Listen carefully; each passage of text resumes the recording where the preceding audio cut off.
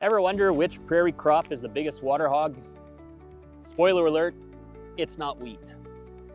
Hey everybody, welcome back to another edition of Field Talk Fridays where we answer your agronomy related questions. And the question of the week this week is just how much water does a wheat crop use?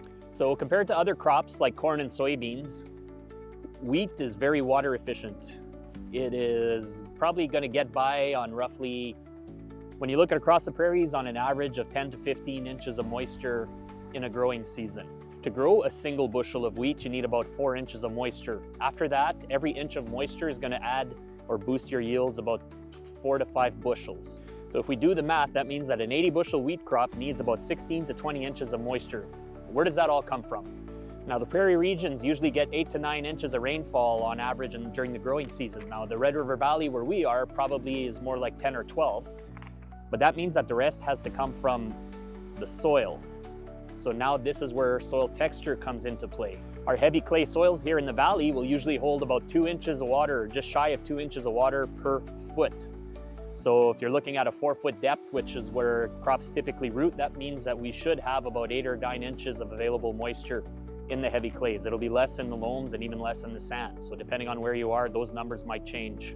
But when I say fully charged, I mean at field capacity. So that's the amount of water that the soil can hold that gravity can't take away.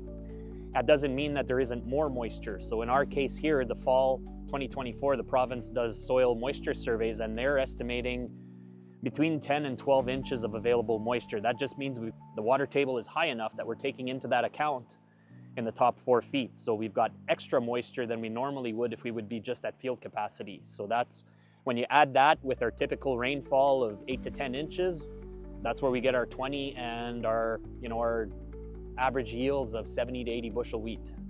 One of the factors that we do have to consider though is timing is everything. Most of our rainfall tends to fall May, June, but our biggest uptake of water in wheat is going to be at peak vegetation stage and then during heading and grain fill. So that's usually July, August where we don't get as much rainfall. So we've got to rely on soil reserves to carry us through that period. Another factor too to consider in that July, August is it depends what the temperatures are like.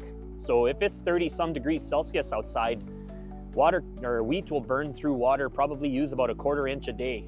If we were below 20 degrees for our daytime highs, it might be half of that. So that's one of the factors to consider and probably why we typically see higher yields the earlier we seed. We're shifting that growing season window to earlier in the season when the daytime temperatures aren't as hot. It's no different than you or I.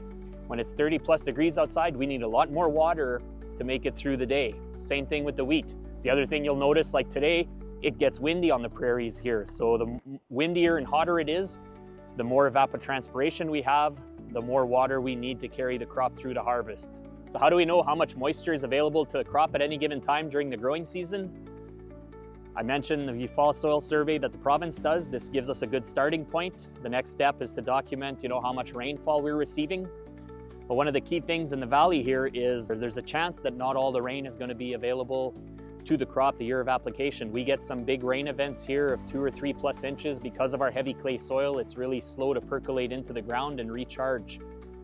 So how do we measure this? Well, that's where technology can come in. We've got soil probes that exist now that are on the market that we can use to monitor, coupled with a weather station, can really give us a lot of insights into how much rainfall totals on the field, but also at any given time, how much moisture is available to the crop at any point in the growing season. So this can help us make adjustments in season or get a better understanding of just what our yield potential is, which helps us make better decision in crops. So we're installing a number of these this year. We're really excited to be working with this technology to get a better understanding for our growers how our crops use available moisture.